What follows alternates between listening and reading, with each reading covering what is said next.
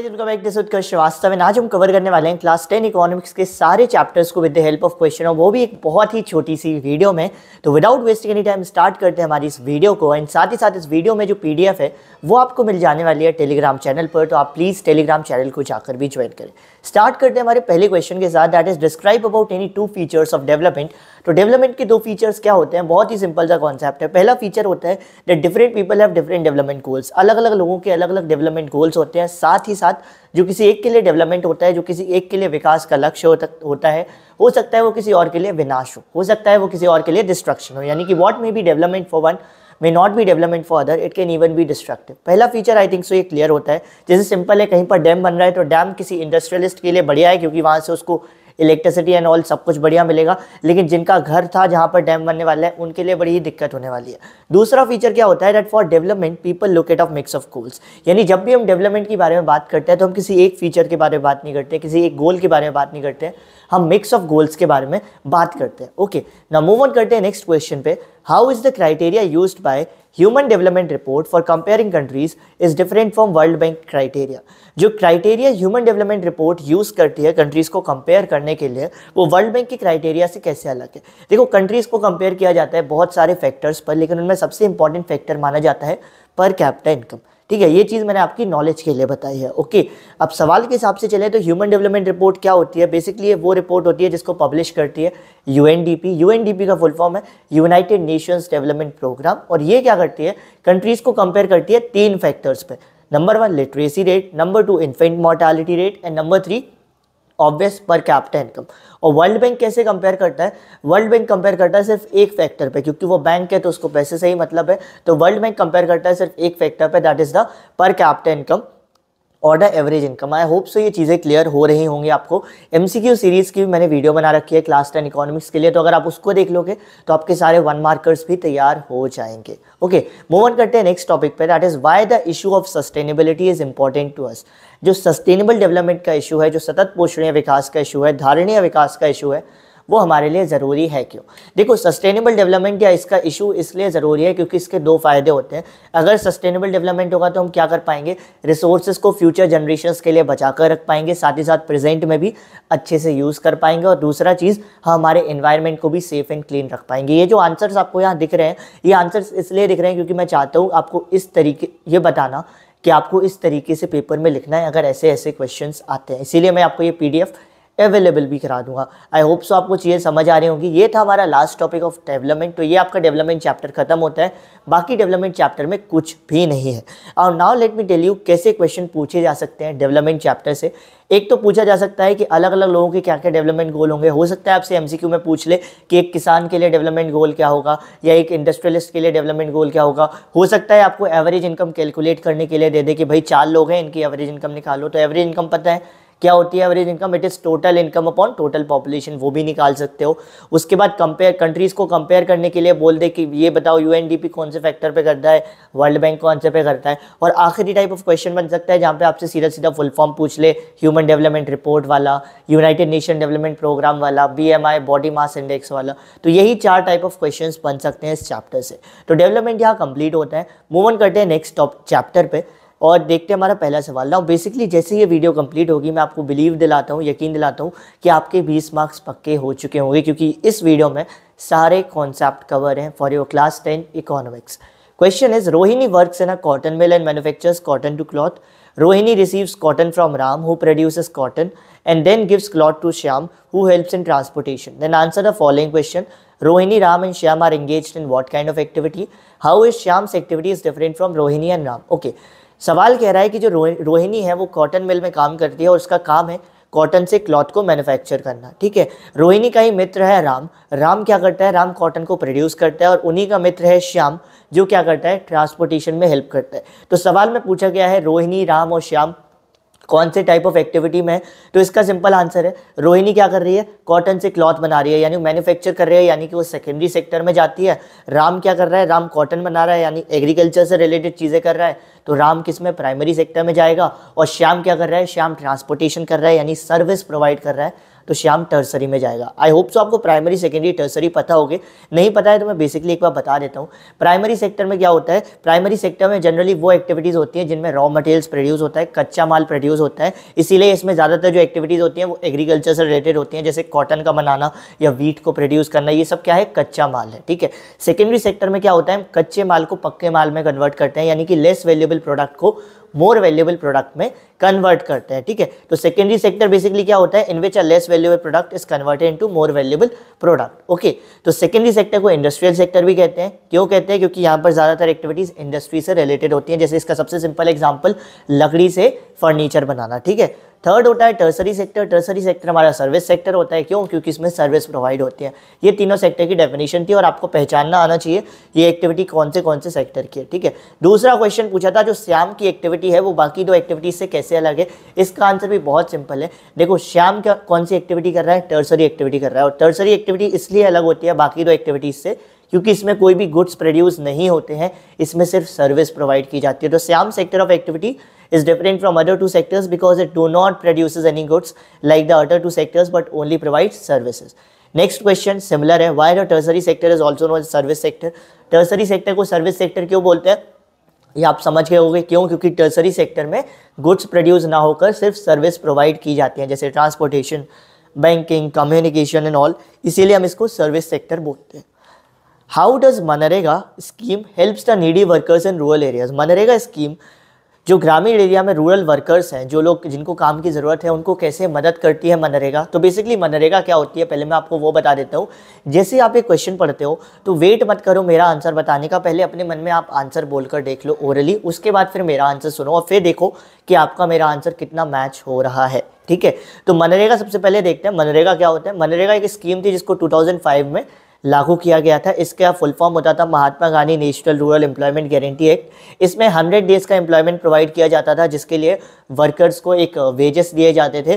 साथ ही साथ सरकार ये भी कहती थी कि अगर वो एम्प्लॉयमेंट नहीं दे पाती है तो उस केस में वो क्या देगी, उस केस में वो वर्कर्स को अनएम्प्लॉयमेंट अलाउंसेस, बेरोजगारी भत्ता एक तरीके से थोड़ा बहुत पैसा देगी। तो मनरेगा ने कैसे हेल्प किया रूरल वर्कर्स को? नंबर वन थिंग, मनरेगा की वजह से उन लोगों को इंश्योर्ड जॉब मिल पाई, इंश्योर्ड वर्क मिल पाया, एक अच्छी लाइफस्टाइल मिल पाई, एक अच्छा वर्क, एक अच्छी लाइफस्टाइल तो नहीं कह सकते हैं क्योंकि 100 डेज़ का वर्क था, लेकिन एक अच्छी वेजेस मिल पाई उनको, रेगुलर वर्क मिल पाया 100 डेज़ के लिए।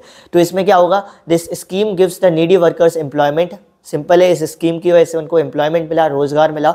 नंबर टू, अगर सरकार ने ये भी बोला कि अगर रोज़गार नहीं देंगे तब भी हम आपको वेजेस देंगे, यानी कि उससे क्या हुआ, ये जो नीडी वर्कर्स थे ये एश्योर हो गए कि कुछ भी हो हमको थोड़ी बहुत वेजेस, थोड़ा बहुत पैसा तो मिलने ही मिलने वाला है। In which sector the problem of disguised unemployment can be easily seen? What do you mean by disguised unemployment? Disguised unemployment यानी छुपी हुई बेरोजगारी, प्रचंड बेरोजगारी की समस्या सबसे ज़्यादा कहाँ देखी जाती है? तो ये सबसे ज़्यादा देखी जाती है एग्रीकल्चर सेक्टर में।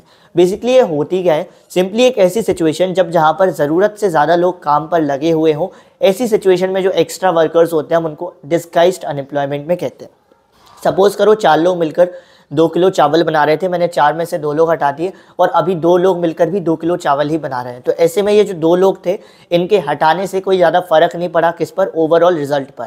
तो ये 2 लोग किस में कहलाएंगे, हमारे 2 लोग जो है वो छिपी हुई बेरोजगारी, डिस्गाइज्ड अनएम्प्लॉयमेंट में कहलाएंगे। तो डिस्गाइज्ड अनएम्प्लॉयमेंट एक ऐसी सिचुएशन होती है जहाँ पर रिक्वायर्ड नंबर से ज़्यादा वर्कर्स होते हैं और आपको ईजिली विजिबल नहीं होता कि इंसान एम्प्लॉयड है या अनएम्प्लॉयड है। अब सपोज करो कोई आपको खेत में काम करते दिखे तो आपको तो यही लगेगा ना यार कि वो बंदा क्या है, वो एम्प्लॉयड है, लेकिन हो सकता है वो छिपी हुई बेरोजगारी में हो, ठीक है। Kamal works at a grocery shop and his friend Kanta is a government teacher in a school. Name the sectors in which Kamal and Kanta works and compare the employment condition of both sectors. Kamal grocery shop में काम करता है और Kanta government teacher है, तो कमल किस में कहलाएगा, अनऑर्गेनाइज सेक्टर में, और कांता किस में कहलाएगी, ऑर्गेनाइज सेक्टर में। अब हमको बताना है इन दोनों में जो एम्प्लॉयमेंट कंडीशंस है, यानी रोज़गार की शर्तें हैं या रोज़गार करने की जो तरीके, रोज़गार को मैनेज करने के, एम्प्लॉयमेंट को मैनेज करने के तरीके हैं वो कैसे अलग है।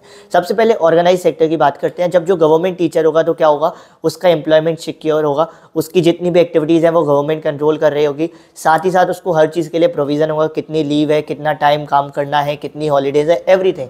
यानी ऑर्गेनाइज सेक्टर में क्या होता है, जो एक्टिविटीज़ होती हैं they are govern by government, security of employment is given, ऐसा नहीं है कोई आपको एक किसी से उठा दे और कहे आपको रोजगार से निकालते हैं, नहीं कर सकता ऑर्गेनाइज में। तीसरी चीज़ भी होती है, ऑर्गेनाइज सेक्टर में प्रॉपर हर चीज़ के नियम कायदे होते हैं कि आपको कितनी लीव कितना काम करना है। लेकिन अनऑर्गेनाइज सेक्टर में जैसे कि ग्रोसरी शॉप या फल वाले की दुकान, वहाँ पर क्या होता है, वहाँ पर ऐसा कुछ नहीं होता। क्यों? क्योंकि वहाँ पर कोई भी गवर्नमेंट नहीं होती सुपरवाइज करने के लिए, वहाँ पर जो होता है मालिक ही होता है, वहाँ पर कोई एम्प्लॉयमेंट की सिक्योरिटी नहीं होती है, किसी भी दिन आपको निकाल दिया जाएगा काम से। और तीसरा, वहाँ पर कोई प्रोविजंस या रूल्स नहीं होते हैं लीव्स के लिए, हॉलीडेज़ के लिए एंड ऑल। आपको तभी छुट्टी मिलेगी जब आपका मालिक चाहे, अदरवाइज आपको छुट्टी नहीं मिलेगी। तो ये मेन डिफरेंस होता है ऑर्गेनाइज अनऑर्गेनाइज में। आई होप सो आपको समझ आ रहा होगा। इसकी पीडीएफ में अगेन याद दिला रहा हूँ, टेलीग्राम चैनल पे आपको मिल जाएगी। Okay, on what basis sectors are classified into public and private, differentiate between conditions in the public and private sector. किस बेसिस पे हम सेक्टर्स को पब्लिक और प्राइवेट में क्लासिफाई करते हैं, और हमको बताना है जो कंडीशंस है वो कैसे अलग होते हैं पब्लिक और प्राइवेट सेक्टर में। तो पब्लिक और प्राइवेट सेक्टर को हम बेसिकली डिफरेंशिएट करते हैं on the basis of ownership, on the basis of मालिकाना। अगर उसका मालिक सरकार है तो पब्लिक सेक्टर का है, अगर उसका मालिक कोई ग्रुप ऑफ इंडिविजुअल या कोई प्राइवेट पर्सन है तो वो प्राइवेट सेक्टर का है। ठीक है, तो पब्लिक सेक्टर में क्या होता है, ज़्यादातर जो प्रॉपर्टीज़ होती हैं, एसेट्स होती हैं, ये गवर्नमेंट को बिलोंग करती हैं, और गवर्नमेंट क्या करती है, इन एसेट्स की मदद से पब्लिक के वेलफेयर के लिए काम करती है, और public and in return public क्या करती है, पब्लिक गवर्नमेंट को टैक्सेस प्रोवाइड करती है। साथ ही साथ पब्लिक सेक्टर के ज़्यादा जो एसेट्स होते हैं वो पूरी पब्लिक के लिए भी अवेलेबल होते हैं, जैसे public parks, public parking and all. लेकिन प्राइवेट सेक्टर में क्या होता है, जो बिलोंग करते हैं, ओनरशिप जो होती है वो किसी इंडिविजुअल या ग्रुप ऑफ इंडिविजुअल के हाथ में होगी, जैसे कोई प्राइवेट कंपनी हो गई या कोई भी प्राइवेट चीज़ हो गई। ठीक है, साथ ही साथ प्राइवेट सेक्टर का जो मेन पर्पज़ होता है वो वेलफेयर नहीं होता है, इनका मेन पर्पज़ होता है to earn maximum profits. Okay, ये दो मेन अंतर होते हैं प्राइवेट सेक्टर में और पब्लिक सेक्टर में। नाउ इस चैप्टर से किस तरीके से आपसे क्वेश्चन पूछे जा सकते हैं वो भी आप समझ लो। नंबर 1 आपसे पूछा जा सकता है कि ये एक्टिविटी है, बताओ ये प्राइमरी है, सेकेंडरी है या टर्सरी है, यानी आपको क्लासिफाई करने को बोल सकता है एक्टिविटीज़ को। सेकंड तरीका पूछा जा सकता है कि आपको सपोज करो एक कहानी दे देगा और बोलेगा बताओ इस कहानी में ये जो बंदा है ये ऑर्गेनाइज में है या अनऑर्गेनाइज सेक्टर में है, पब्लिक सेक्टर में है या प्राइवेट सेक्टर में, यानी क्लासिफिकेशन आपसे पूछ सकता है, तो उसके लिए तैयार रहना। तीसरा टाइप ऑफ क्वेश्चन इससे बन सकता है मनरेगा को लेकर कि कैसे मनरेगा ने रूरल इंडिया की लाइफ को बदला है, ग्रामीण इलाकों में लाइफ को बदला है। चौथा क्वेश्चन बन सकता है ऑर्गेनाइज और अनऑर्गेनाइज सेक्टर को लेकर कि यहाँ पर एम्प्लॉयमेंट कंडीशंस कैसे अलग अलग होती हैं। ठीक है, पेपर में क्वेश्चंस थोड़े घुमाकर आएंगे, तो ऐसा मत एक्सपेक्ट करना कि डायरेक्ट क्वेश्चन तुमसे पूछ ले कि मनरेगा क्या होता है, थोड़ा सा घुमाकर देंगे, लेकिन ओवरऑल पूछ वही चीज़ रहा होगा जो तुमने पढ़ रखी होगी, इसीलिए आराम से पढ़ो इस वीडियो में। देखते हैं next topic, Why nobody in India cannot deny to take a payment in rupees? India में कोई भी इंसान रुपी में पेमेंट लेने से मना क्यों नहीं कर सकता? सिंपल रीज़न है क्योंकि इंडिया के में रुपी जो है वो इंडिया की करेंसी है और इसको गवर्नमेंट के द्वारा ऑथराइज किया गया है। ठीक है, मूव ऑन करते हैं नेक्स्ट क्वेश्चन पे। Why deposits made by banks in are known as demand deposits, what do you mean by cheque? जो डिपॉजिट्स आप जो पैसा आप बैंक में जमा कराते हो उसको डिमांड डिपॉजिट क्यों कहा जाता है, और साथ ही साथ चेक क्या होते हैं? दो क्वेश्चन पूछे। जो भी पैसा आप बैंक में जमा कराते हो, डिपॉजिट करते हो, उसको डिमांड डिपॉजिट इसलिए कहा जाता है क्योंकि आप उसको कभी भी अपनी डिमांड के हिसाब से, ज़रूरत के हिसाब से विड्रॉ भी कर सकते हो, इसीलिए हम उसको डिमांड डिपॉजिट कहते हैं। Because these deposits can be easily withdrawn bye depositor on their demand और रिक्वायरमेंट्स। ठीक है, चेक क्या होता है? चेक बेसिकली एक पेपर होता है जो किसको बिलोंग करता है? अकाउंट होल्डर को बिलोंग करता है। सपोज करो मैं अकाउंट होल्डर हूँ, तो मेरे लिए चेक का क्या मतलब है? मेरे लिए चेक एक वो पेपर है जिसको मैं बैंक को दूंगा और बैंक को बताऊंगा कि उस नाम पर जिस पर मैंने चेक काटा है उसको ये फिक्स अमाउंट ऑफ मनी दे दो। तो बेसिकली चेक क्या होता है? Cheque is a paper instructing the bank to pay a specific amount to the person to whom cheque has been issued. Cheque एक पेपर है जो बैंक को बताता है कि अकाउंट होल्डर चाहता है कि उसके अकाउंट से ये पर्टिकुलर पैसा उस इंसान को ट्रांसफर कर दिया जाए जिसके नाम पर चेक इशूड है। इसकी सिंपल डेफिनेशन आपको सामने दिख रही है। जो भी समझ में ना आए आप मुझे टेलीग्राम पर मैसेज कर सकते हो, मैं आपको समझा दूंगा वो doubt. How do bank mediate between those who have surplus money and those who are in need of money? Bank कैसे सामंजस्य बिठाता है या मीडिएट करता है उन लोगों के बीच में जिनके पास एक्स्ट्रा पैसा है और उन लोगों के बीच में जिनको पैसे की ज़रूरत है? तो देखो, जिनके पास एक्स्ट्रा पैसा होता है वो लोग जाकर क्या करते हैं? बैंक में पैसे को डिपॉजिट कराते हैं, और जिनको पैसे की ज़रूरत होती है वो लोग बैंक से क्या करते हैं? लोन लेते हैं, एक तरीके से कर्ज लेते हैं। तो बेसिकली एक डिपॉजिटर जाता है बैंक में, अपने पैसे को डिपॉजिट करता है, और जो बैंक वाले होते हैं वो डिपॉजिटर को रिलेटिवली लोअर इंटरेस्ट रेट देते हैं, और फिर बोरोवर आता है, बोरोवर बैंक से लोन लेता है, और बैंक वाले क्या करते हैं? बोरोवर पर ज़्यादा इंटरेस्ट रेट चार्ज करते हैं, बोरोवर को जो पैसा दिया है उस पर ज़्यादा इंटरेस्ट रेट चार्ज करते हैं, और जो डिफरेंस होता है इंटरेस्ट रेट का, ये बैंक का सोर्स ऑफ इनकम बन जाता है। नहीं समझे? सिंपल बताता हूँ।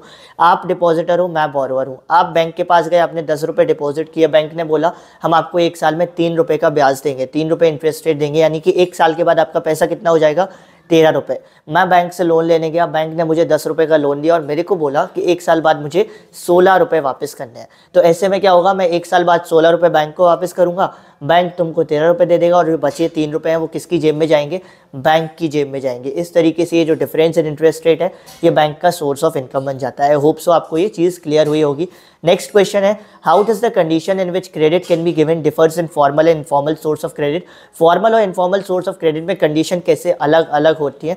Basically formal source of credit हम उनको कहते हैं जब आप किसी बैंक से या किसी लीगल इंस्टीट्यूशन से उधार लेते हो, कर्ज लेते हो। और इनफॉर्मल सोर्स हम उसको कहते हैं जब आप किसी रिश्तेदार, चाचा चाची, साहूकार एंड ऑल, इन सब से क्या लेते हो, उधार लेते हो। सिंपल इसका समझने का है, फॉर्मल सोर्स ऑफ क्रेडिट में वहाँ वो चीज़ें आती हैं जहाँ पर आपको फॉर्मेलिटी करने पड़े, जैसे डॉक्यूमेंट दिखाने पड़े, पेपर दिखाने पड़े, कोलेट्रल रखना पड़े and all. Informal source of credit में आपको कोई फॉर्मेलिटी नहीं करनी पड़ती है क्योंकि आप जनरली लोन किसी अपने दोस्त, भाई बहन, चाचा चाची ऐसे किसी से ही ले रहे होते हो। ठीक है, तो फॉर्मल और इनफॉर्मल सोर्स ऑफ क्रेडिट में कंडीशंस कैसे अलग है। देखो, जब आप किसी फॉर्मल सोर्स ऑफ क्रेडिट से लोन लेते हो, सपोज करो बैंक से, तो वहाँ पर जितनी भी एक्टिविटीज़ है उनको सुपरवाइज करने के लिए RBI होता है, रिजर्व बैंक ऑफ इंडिया होता है। साथ ही साथ वहाँ पर क्या होते हैं, प्रॉपर टर्म्स ऑफ क्रेडिट होते हैं जिसकी वजह से आपसे कोई भी मनमाना पैसा या मनमाना इंटरेस्ट रेट नहीं लिया जा सकता। साथ ही साथ वहाँ पर क्या होता है, कोई भी गलत तरीका इस्तेमाल नहीं किया जाता अपने पैसे को वापस लेने के लिए। No unfair means can be use in order to get the money back. लेकिन इनफॉर्मल सोर्स ऑफ क्रेडिट में चीज़ें जस्ट अपोजिट होती है। Informal source of credit, suppose करो आपने किसी साहूकार से लिया, रिश्तेदार से लिया, तो वहाँ पर सुपरवाइज करने के लिए कोई भी नहीं है। वो रिश्तेदार या जिसने लोन दिया है वही इंसान मेन है, वही इंसान पूरा बॉस है। साथ ही साथ वहाँ पर प्रॉपर टर्म्स ऑफ क्रेडिट नहीं होते। इसका मतलब क्या हुआ, इसका मतलब ये है कि वहाँ पर जो इंसान लोन दे रहा है वो चाहे जितना इंटरेस्ट रेट चार्ज कर सकता है। और तीसरी चीज़ इनफॉर्मल सोर्स ऑफ क्रेडिट में क्या होती है, कुछ भी कर सकते हो आप अपना पैसा वापस करने के लिए। सपोज करो आप पैसा वापस नहीं कर रहे हो तो जिसने पैसे दिए हैं वो आएगा, वो आपके साथ गुंडागर्दी करेगा और पैसे लेकर चला जाएगा। यानी इसमें क्या हो सकता है, अनफेयर मीन्स भी यूज हो सकते हैं in order to get the money back. ये मेन अंतर आ जाता है फॉर्मल सोर्स ऑफ क्रेडिट में और इनफॉर्मल सोर्स ऑफ क्रेडिट में। आई होप सो आपको ये टॉपिक भी क्लियर हो चुका होगा। What are the two possible reasons due to which rural people finds difficulties in taking loan from formal source of credit? वो क्या दो ऐसी प्रॉब्लम्स है जिसकी वजह से जो रूरल इंडिया के लोग हैं, ग्रामीण एरियाज के लोग हैं, ये फॉर्मल सोर्स ऑफ क्रेडिट से ज़्यादा लोन नहीं लेते, लाइक बैंक से एंड ऑल से, इनसे ज़्यादा लोन नहीं लेते। इसके सिंपल 2 कारण है। नंबर 1 कारण है लैक ऑफ डॉक्यूमेंटेशन। इनके पास प्रॉपर डॉक्यूमेंट्स ही नहीं होते जो ये बैंक में सबमिट कर पाएँ या फॉर्मल सोर्सेज में सबमिट कर पाएँ और क्रेडिट ले पाएँ। और दूसरा, कई बार ये लोग इतने गरीब होते हैं कि इनके पास कोलेट्रल रखने के लिए, गिरवी रखने के लिए कुछ नहीं होता, जिसकी वजह से बैंक इनको लोन देने से मना कर देता है। तो ये दो आपके क्लियर आंसर हो जाता है, lack of documentation and lack of collateral.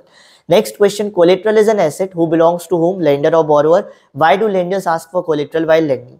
Collateral एक एसेट होता है जो किसको बिलोंग करता है, लेंडर को या बोरोवर को। वेरी ऑब्वियस, कोलेट्रल बिलोंग करता है बोरोवर को, क्योंकि बोरोवर ही क्या करता है, उसको गिरवी रखता है और फिर लोन लेता है। ठीक है, तो ये किसका एसेट हो जाता है, कोलेट्रल। कोलेट्रल बेसिकली बोरोवर का एसेट है। और कोलेट्रल होता क्या है, कोई भी ऐसी चीज जो आप गिरवी रखते हो लोन लेने के बदले में, वो आपका कोलेट्रल है। ठीक है, नाउ नेक्स्ट पार्ट में ये पूछा गया है, why do lenders ask for collateral while lending. जो लेंडर्स होते हैं, जो पैसे दे रहे होते हैं, ये कोलेट्रल की डिमांड क्यों रखते हैं, ये कोलेट्रल क्यों मांगते हैं बोरोवर से, गिरवी रखने के लिए क्यों बोलते हैं। ये ऐसा इसलिए बोलते हैं क्योंकि ये जो कोलेट्रल होता है, गिरवी रखी हुई चीज होती है, एक तरीके से प्रॉमिस का काम करती है, गारंटी का काम करती है, जब तक पैसा पेमेंट रीपे नहीं करता है बोरोवर। और साथ ही साथ ये जो कोलेट्रल है, ये लेंडर को हेल्प करता है। सपोज करो कल को कोई बोरोवर पैसा वापस ना करे, तो जो लेंडर होगा वो क्या करेगा, इस कोलेट्रल की वजह से, मदद से अपने पैसे को रिकवर कर लेगा। सपोज करो आपने मेरे से लोन लिया, आप अपनी बाइक मेरे पास रख के गई गिरवी, और कल को आप पैसा वापस नहीं करते हो, तो मैं क्या करूंगा, इस बाइक से ही अपना पैसा रिकवर करा लूंगा। मैं इस बाइक को या तो बेच दूंगा या अपने यूज में ला दूंगा। तो मैंने जो आपको लोन दिया है ना, पैसा दिया है, वो पैसा मेरा थोड़ा बहुत सेटल हो जाएगा, रिकवर हो जाएगा। ठीक है, which institution supervises the functioning of all the formal source of credit in India, what are its main function. हमारे इंडिया में जितने भी फॉर्मल सोर्स ऑफ क्रेडिट है, उनकी फंक्शनिंग को कौन सुपरवाइज करता है, बहुत हलवा आंसर है, that is RBI, reserve bank of India supervise करता है। And what are its main function, reserve bank of India के क्या मेन फंक्शन है। सबसे पहला तो ये होता है कि ये करेंसी को इशू करता है on the behalf of government of India. Number 2 होता है, क्वेश्चन में ही दिख रहा है कि ये सुपरवाइज करता है functioning of all the banks या all the formal source of credits in India. Number 3 क्या करता है, RBI है तो RBI क्या करता है, प्रॉपर हर बैंक से रिलेटेड सारे रूल्स एंड रेगुलेशंस बनाता है, उनको अप्रूव करता है, एवरीथिंग RBI करता है। चौथी चीज क्या करता है, RBI हर बैंक को बोलता है, हर फॉर्मल सोर्स को बोलता है कि आपको टाइम टू टाइम क्या करना पड़ेगा, एक रिपोर्ट सबमिट करना पड़ेगा, जिसमें आपको बताना पड़ेगा आप किसको कितना लोन दे रहे हो, कितने इंटरेस्ट रेट पे दे रहे हो, कब वो लोन वापस आने वाला है। फिफ्थ फंक्शन क्या होता है, आरबीआई क्रॉस चेक करता है कि जो बैंक है वो minimum cash balance ratio maintain कर रहे हैं या नहीं। मिनिमम कैश बैलेंस रेशियो क्या होता है, हर बैंक को जरूरी होता है कि वो अपने पास भी थोड़ा बहुत पैसा बचा कर रखे, ऐसा नहीं है कि पूरा वो बोरोवर को ही दे दे एज अ लोन। माना जाता है 15% हर बैंक अपने पास बचा कर रखता है, 15%। तो आरबीआई चेक करता है कि ये मेंटेन कर रहे हैं बैंक्स या नहीं कर रहे हैं, ठीक है। और सिक्स फंक्शन क्या होता है, आरबीआई क्रॉस चेक करता है कि ये जो बैंक है ये लोन सिर्फ उनको ना दें जो प्रॉफिट मेकिंग बिजनेसेस हैं, बल्कि उनको भी दें जो स्मॉल फार्मर्स है, स्मॉल ट्रेडर्स है। ये 6 फंक्शंस होते हैं, जो 5 आपको याद करने हैं, समझने हैं, वो 5 आप समझ लो, बढ़िया से मजा आ जाएगा, ठीक है। नेक्स्ट क्वेश्चन है, what are self help groups and how self help group have solved the problem of lack of collateral and lack of documentation in rural parts of India. बहुत इंपॉर्टेंट क्वेश्चन है, self help group से related है, ठीक है।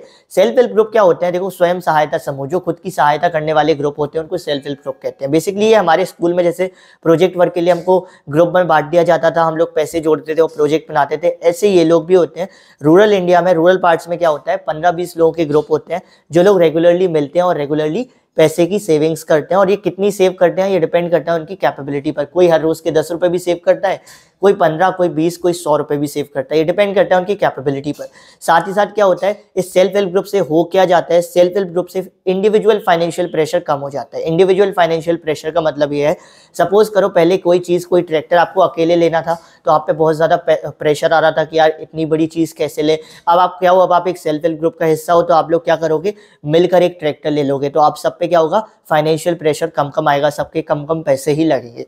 तो self help group से किसी भी चीज को खरीदने के लिए financial pressure, individual financial pressure कम हो जाता है। तीसरी चीज, सेल्फ हेल्प ग्रुप ये सुविधा देता है कि जो भी मेंबर है सेल्फ हेल्प ग्रुप का, वो अपने ग्रुप की सेविंग से लोन ले सकता है बिना कोई कोलेटरल रखे, बिना कोई डॉक्यूमेंटेशन दिखाए। अब सही बात है, आप अपने ग्रुप से लोन लोगे तो आपको क्यों ही कोई चीज गिरवी रखनी है, क्यों ही कोई डॉक्यूमेंट दिखाना है, वहां तो सब लोग आपकी जान पहचान के होते हैं। और चौथी चीज क्या होती है सेल्फ हेल्प ग्रुप में, अगर कोई सेल्फ हेल्प ग्रुप 2 साल तक रेगुलरली सेविंग्स करता है तो बैंक कहता है हम आपको लोन देंगे। यानी कि बैंक बोलता है अगर कोई सेल्फ हेल्प ग्रुप 2 साल तक रेगुलर सेविंग्स करेगा तो हम उस सेल्फ हेल्प ग्रुप को लोन देने के लिए तैयार है। नेक्स्ट जो इसी क्वेश्चन में पार्ट पूछा गया था कि सेल्फ हेल्प ग्रुप कैसे सॉल्व करता है डॉक्यूमेंटेशन और कोलेटरल की प्रॉब्लम को, तो हमने डिस्कस कर लिया है। सिंस जो सेल्फ हेल्प ग्रुप है वो लोन दे देते हैं अपने मेंबर्स को विदाउट इवन हैविंग कोलेटरल या without even having proper documents, इस तरीके से क्या हो जाता है, ये lack of collateral, lack of documentation की प्रॉब्लम सॉल्व हो जाती है। इस तरीके से आपको इस पूरे को लिखना है। Now type of question that can be asked from this chapter, इस चैप्टर से किस तरीके के क्वेश्चन पूछे जाएंगे। इस चैप्टर से एमसीक्यू बहुत ज्यादा नहीं आने वाले हैं, एमसीक्यू आपके मेनली डेवलपमेंट से आएंगे, एटलीस्ट 2 एमसीक्यू तो वहां से आएंगे ही आएंगे, ठीक है। तो इस चैप्टर से आपको 3 या 4 मार्क्स में पूछ सकता है, बैंक की लोन एक्टिविटीज के बारे में पूछ सकता है कि बैंक कैसे काम करता है, formal informal source of credit के बारे में पूछ सकता है कि कैसे ये सारी चीजें होती हैं, और तीसरा most important self help group के बारे में पूछ सकता है कि सेल्फ हेल्प ग्रुप जो होते हैं ना भाई, वो कैसे हेल्प करते हैं रूरल इंडिया को। और एक और टॉपिक जो मैं मिस कर रहा हूँ, आरबीआई। देखो आरबीआई के चांसेस हमेशा 50-50 रहते हैं, आ जाए तो बहुत बढ़िया, ना आए तो भी ठीक ठाक, क्योंकि आरबीआई बहुत इंपॉर्टेंट टॉपिक है लेकिन कई बार पेपर में इसको दिया ही नहीं जाता है, ठीक है। तो आरबीआई के बारे में भी पूछा जा सकता है। मूव ऑन करते हैं ग्लोबलाइजेशन पर, लास्ट चैप्टर है, बहुत जल्दी जल्दी चल रहे हैं, आई नो दैट, लेकिन मुझे पता है आपको समझ में आ रहा होगा। Okay, what do you mean by multinational companies and how does they help in the globalisation process. Multinational companies, multi का मतलब मैनी, नेशनल का मतलब देश, और कंपनी का मतलब कंपनी, ऐसी कंपनीज जो एक से ज्यादा देश में व्यापार कर रही हो, ठीक है। तो ये वो कंपनीज होती हैं जो एक से ज्यादा देश में, मोर देन 1 कंट्री व्यापार करती हैं और व्यापार को कंट्रोल करती हैं। These are the companies which sets up and control production in more than 1 nation. ये बेसिकली काम कैसे करती हैं, ये उन जगह पर जाकर ऑफिस और फैक्ट्रीज लगाती हैं जहां पर इनको सस्ते से सस्ते रेट पर सारी बेसिक फैसिलिटीज मिल जाएं, जिससे ये कम रेट पर ज्यादा से ज्यादा प्रॉफिट कमा सके। अब ये ग्लोबलाइजेशन में कैसे हेल्प करती है, ये बेसिकली ग्लोबलाइजेशन में बहुत ही इंपॉर्टेंट रोल प्ले करती है। ग्लोबलाइजेशन कैसे होता है, जब देशों का मार्केट आपस में कनेक्ट होता है, और देशों का मार्केट आपस में कब कनेक्ट होगा, जब एक देश से दूसरे देश में सामान जाएगा, और एक देश से दूसरे देश में सामान भेजता कौन है, ये मल्टीनेशनल कंपनी ही तो भेजती है। इसीलिए हम कहते हैं कि ये जो मल्टीनेशनल कंपनी क्या करती है, ये अपॉर्चुनिटी प्रोवाइड करती हैं गुड्स के इंपोर्ट और एक्सपोर्ट के लिए एक देश से दूसरे देश में, जिससे जो होता है देशों के मार्केट लिंक होते हैं और अल्टीमेटली वो देश भी आपस में लिंक होते हैं और ग्लोबलाइजेशन होता है। तो इसका सेकंड पॉइंट बहुत इंपॉर्टेंट है, समझो नहीं समझ में आता है, आई टोल्ड यू, मुझे टेलीग्राम पर मैसेज करो, मैं आपके डाउट्स क्लियर कर दूंगा, ठीक है।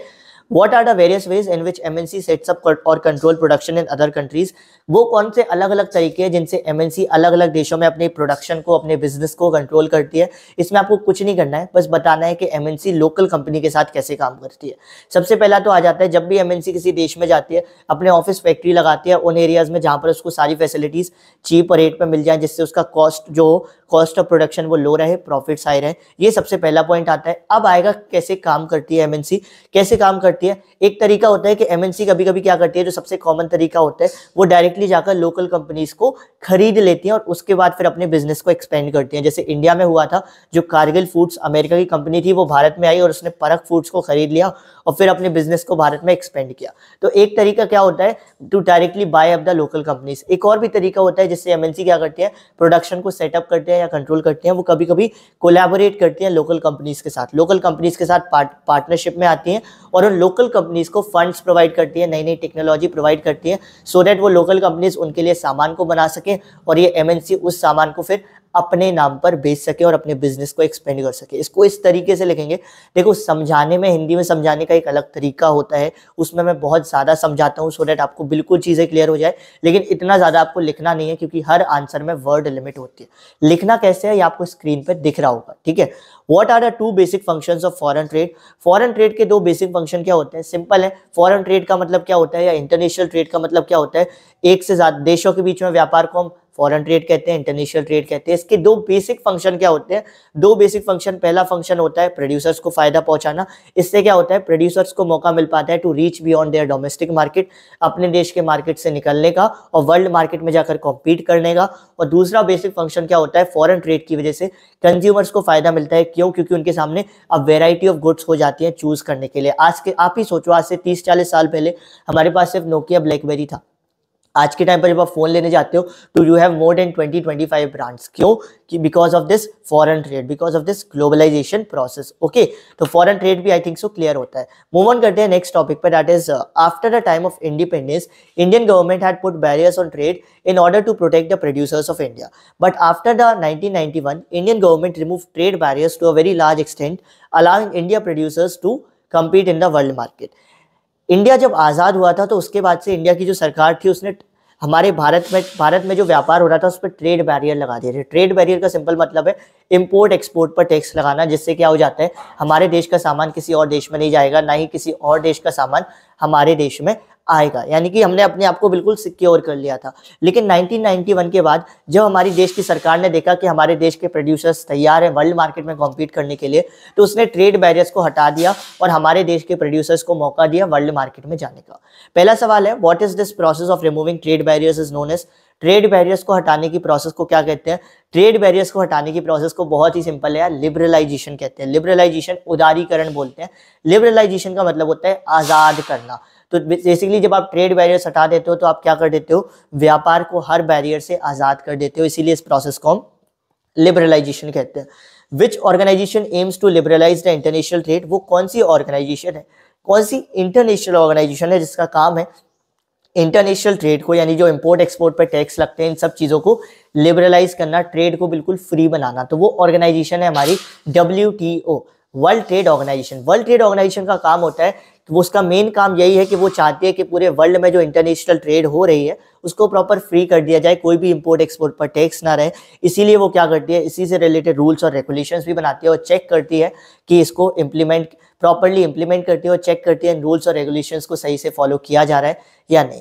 नेक्स्ट क्वेश्चन इसी में है, why did the developed countries wanted to make the trade, international trade free from trade barriers. जो डेवलप्ड कंट्रीज थी वो क्यों चाहती थी कि इंटरनेशनल ट्रेड को ट्रेड बैरियर्स से फ्री कर दिया जाए? सिंपल था, क्योंकि वो चाहती थी जैसे ट्रेड फ्री हो जाएगी तो इंपोर्ट एक्सपोर्ट से सारे टैक्सेस हट जाएंगे। तो ये जो डेवलप्ड कंट्रीज हैं, जो पहले से पावरफुल हैं, ये अपना सामान हर जगह पर क्या कर पाएंगी, हर जगह पर अपना सामान बेच पाएंगी और इनकी अच्छी इकोनॉमिक ग्रोथ हो पाएगी।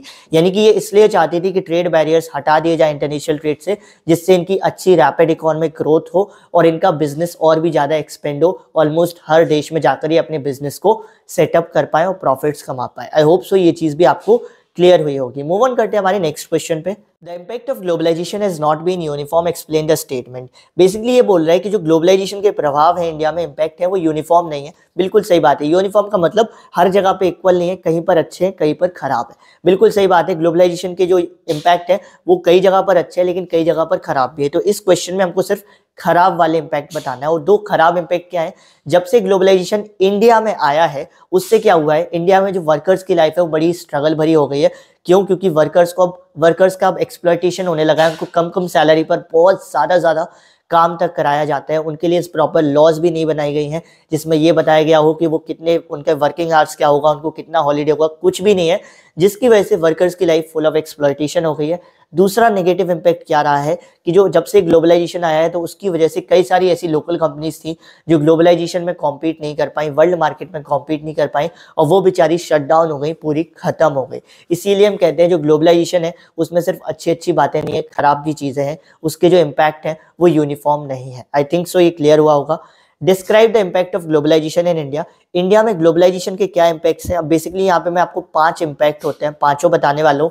2 तो मैंने आपको पहले ही बता दिए, 3 मैं यहाँ आपको बता देता हूँ। जो पिछले मैंने 2 बताए थे वो नेगेटिव इम्पैक्ट थे, यहाँ पे जो 3 बताऊंगा ये तीनों पॉजिटिव इम्पैक्ट है, अच्छे वाले इम्पैक्ट है। तो इंडिया में 3 ग्लोबलाइजेशन के इम्पैक्ट क्या रहे हैं? सबसे पहला तो इंडिया में क्या किया है, एमएनसीज ने बहुत ज़्यादा इन्वेस्ट किया है पिछले कुछ सालों में, जिससे क्या हुआ है, नई नई फैक्ट्रीज ओपन हुई है, रोजगार यानी कि एम्प्लॉयमेंट क्रिएट हुआ है, नंबर ऑफ जो एम्प्लॉयमेंट है वो क्रिएट हुआ है, जॉब क्रिएशन हुआ है, साथ ही साथ इंडिया की लोकल कंपनीज को भी डेवलप होने का मौका मिला है। दूसरी चीज़ क्या हुई है ग्लोबलाइजेशन से, इंडिया में ग्लोबलाइजेशन की मदद से इंडिया की कई सारी कंपनीज क्या है, खुद जाकर अब एमएनसी बन गई है, मल्टीनेशनल कंपनी बन गई है। साथ ही साथ इंडिया की कंपनीज ने क्या किया है, वर्ल्ड मार्केट में कॉम्पीट करना है, इसी चक्कर में क्या किया है, नई नई टेक्नोलॉजी, नए नए प्रोडक्शन मेथड्स पे भी इन्वेस्ट किया है। तीसरा क्या हुआ है, ग्लोबलाइजेशन की वजह से कुछ कुछ सेक्टर्स में बहुत ज़्यादा ही जॉब क्रिएशन हुआ है। जैसे आईटी सेक्टर है, वहाँ पर नई नई जॉब्स का क्रिएशन हुआ है, जैसे data entry, accounting and administrative things and all, बहुत सारी चीज़ों का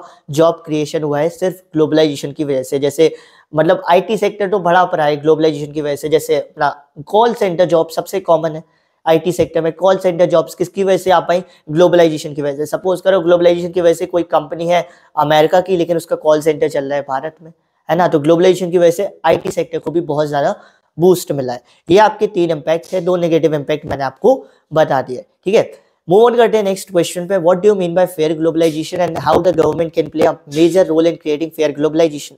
फेयर ग्लोबलाइजेशन यानी कि न्याय संगत ग्लोबलाइजेशन क्या होता है? फेयर ग्लोबलाइजेशन का मतलब एक ऐसा ग्लोबलाइजेशन जिसमें सबको इक्वल अपॉर्चुनिटीज मिले, जिसमें सबके साथ जो बेनिफिट्स हो वो इक्वली शेयर्ड हो, सबको ग्रो करने का मौका मिले। एंड गवर्नमेंट कैसे इंपॉर्टेंट रोल प्ले करती है ग्लोबलाइजेशन को फेयर बनाने में? गवर्नमेंट बेसिकली 3 स्टेप ले सकती है, ठीक है। फेयर ग्लोबलाइजेशन कब होगा? जब जो जितने भी नेगेटिव इंपैक्ट है ग्लोबलाइजेशन के वो सब खत्म हो जाएंगे। 2 नेगेटिव इंपैक्ट है ग्लोबलाइजेशन के। पहला क्या था, वर्कर्स की लाइफ बड़ी एक्सप्लॉयटेशन वाली हो गई, स्ट्रगल भरी हो गई है, अगर हम इसको ठीक कर दें तो ग्लोबलाइजेशन अच्छा हो जाएगा। दूसरा नेगेटिव इंपैक्ट क्या था कि जो लोकल कंपनीज हैं वो कॉम्पीट नहीं कर पाई, जिसकी वजह से वो शट डाउन हो गई, अगर हम इसको ठीक कर दें तो ग्लोबलाइजेशन हमारा फेयर हो जाएगा।